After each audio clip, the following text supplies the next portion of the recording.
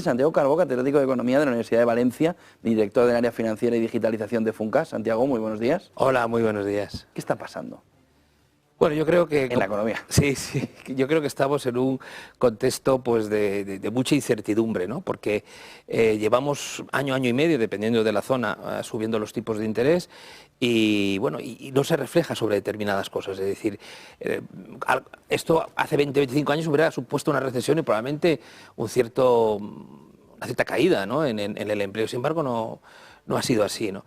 Yo creo que hay una cosa que probablemente no se está prestando suficiente atención, a pesar de los diferentes anuncios que ha hecho también el Banco Central Europeo, ¿no? La política fiscal sigue siendo muy expansiva. Entonces, está de alguna manera contrarrestando todo lo que se hace desde el ámbito de la política monetaria, que es muy restrictiva, pero si la política fiscal mantiene una buena parte de las ayudas o las crea de nuevo para una nueva circunstancia después de la guerra de Ucrania, etcétera, las ayudas que se crearon en la pandemia, pues lógicamente estamos de alguna manera en un mundo malo, ¿no? Un mundo en el que estamos apretando las tuercas en el ámbito financiero. Sin embargo, por el comportamiento de la política fiscal no estamos logrando pues el objetivo que se quiere, que es bajar la inflación, ¿no?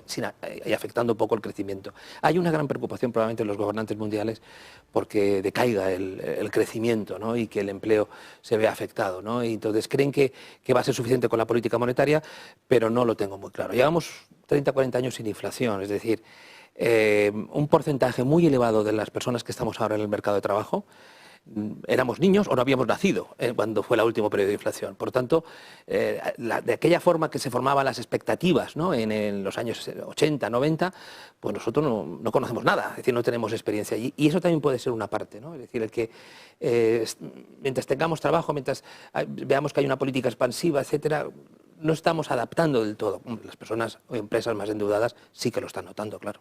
El problema está en la deuda. Veíamos antes unos gráficos, es que el crecimiento viene a base de deuda.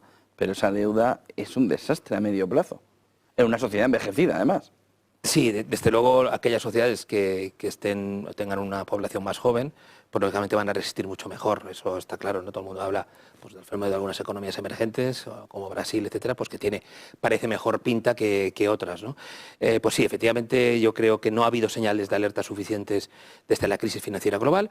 Entendemos que en aquel momento, debido a los rescates bancarios en todo el mundo, debido a lo que hubo que hacer para aquella gran recesión, pues se disparó la deuda, pero luego han pasado 10, 12 años hasta que ha llegado la crisis de la pandemia y luego la otra, ¿no? Entonces, podíamos haber hecho algo. Yo creo que todo el ámbito de la consolidación fiscal pues no genera apetito entre los políticos. Es decir, ¿qué político ahora vende?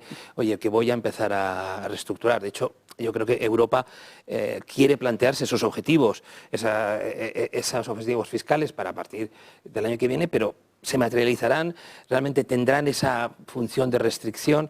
Está costando mucho, es decir, la sociedad, no estoy diciendo que sea complaciente consigo mismo, a lo mejor es por el envejecimiento, por esa gran carga que hay en pensiones, en sanidad, etcétera, que genera el envejecimiento de la población, pero lo que está claro es que no tiene esa capacidad para darse cuenta de que para las generaciones que vienen detrás esto va a ser un problema muy serio. Y a Ray Dalio hace una semana que él ya estaba monitorizando una posible crisis de deuda. Y vemos cómo también el inversor empieza a ver que no puede ser ilimitada la emisión de deuda. ¿Crees que estamos a las puertas de una crisis de deuda a nivel global? Yo no descarto que en algún país se pueda producir. A nivel global es más difícil. No olvidemos que los bancos centrales aún tienen esa gran palanca, ¿no?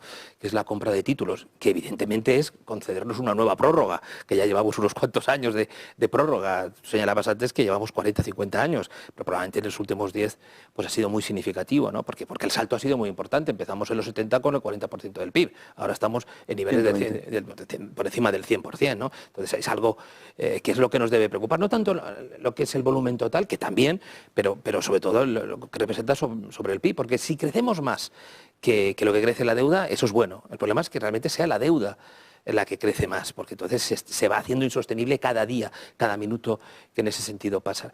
Pero los bancos centrales, la Reserva Federal, el Banco Central Europeo, yo creo que aprendiendo de la crisis de hace 12 años, y algunos de los países también han aprendido, miremos a Grecia, no digo que sea un círculo virtuoso, pero Grecia está ahora en una situación muy distinta de la de 12 años, Portugal, es decir, que incluso a lo mejor en nuestro país no está sufriendo como ocurrió, porque también es verdad que está el Banco Central Europeo que aprendió, pero creo que todos aprendimos, aquella crisis a nosotros sí que nos sirvió. Nos sirvió el Reino Unido, que hace un año de repente se planteó una serie de medidas díscolas por el gobierno anterior de Liz Truss y casi se lleva a la gran debacle, ¿no?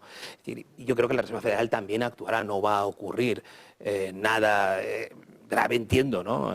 Aunque la verdad es que la situación política de Estados Unidos cíclicamente nos despierta muchas inquietudes, ¿no? Lo que ha pasado ahora con el speaker, ¿no? Y vamos a ver, ¿no? Es decir, qué circunstancias supone, porque eso genera un cierto bloqueo y una cierta ralentización de las políticas o de las acciones que tenga que hacer la administración americana, no solamente el gobierno, sino también el poder legislativo.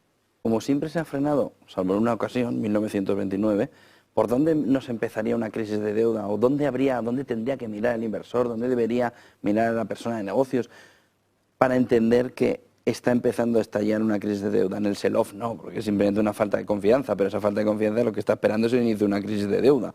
Entonces, ¿dónde se debería mirar? ¿En un default de un país? ¿En una crisis financiera? ¿Por dónde empieza una crisis de deuda?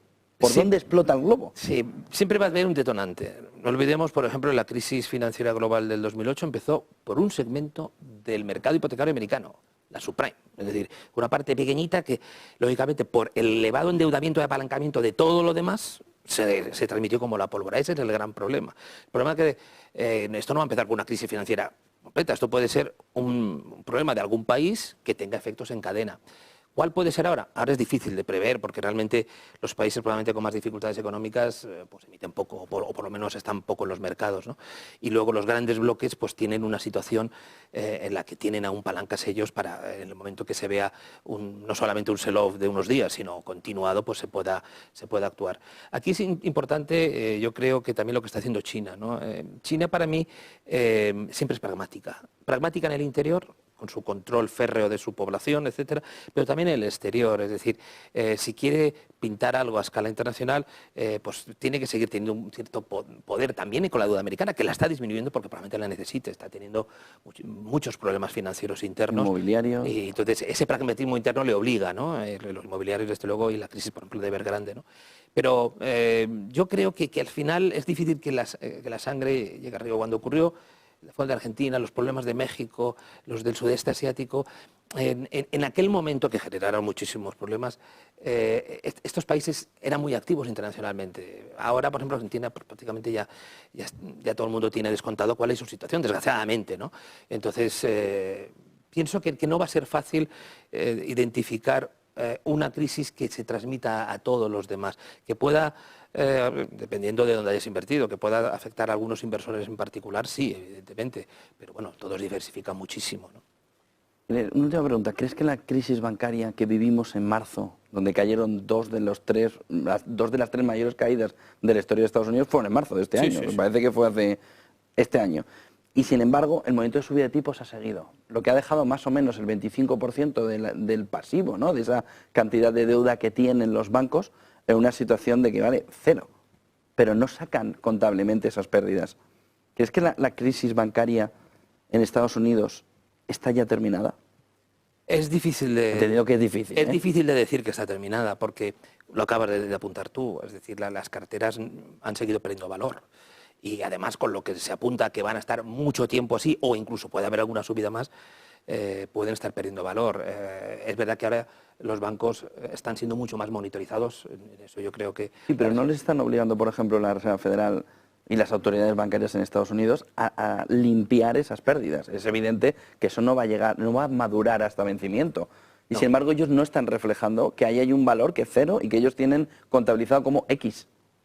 Bueno, yo creo que esto es a lo mejor una situación de impasse hasta que pase lo peor, podemos decir, del incremento de tipos. De tipos, por una razón. En el año 2008 se reconoció, uno de los factores es que se reconocían las pérdidas en el 2007 y 2008 masivamente.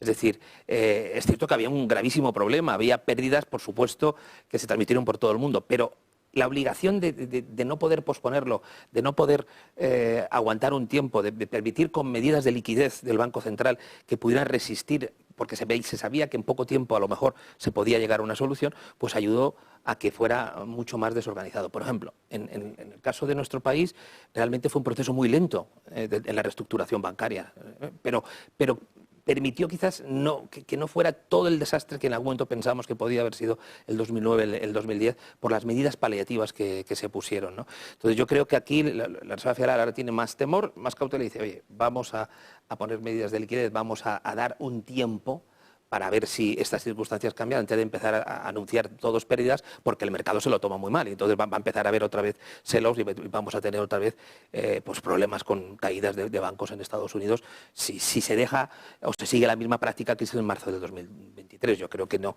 ahora están utilizando medidas más paliativas para que pase o que escampe esta situación. Muchísimas gracias, Santiago Carbó, catedrático de Economía de la Universidad de Valencia y director del área financiera y digitalización de Funcas. Gracias por venirte además al plató, por charlar un rato. Pues un placer. Buen día y buen negocio.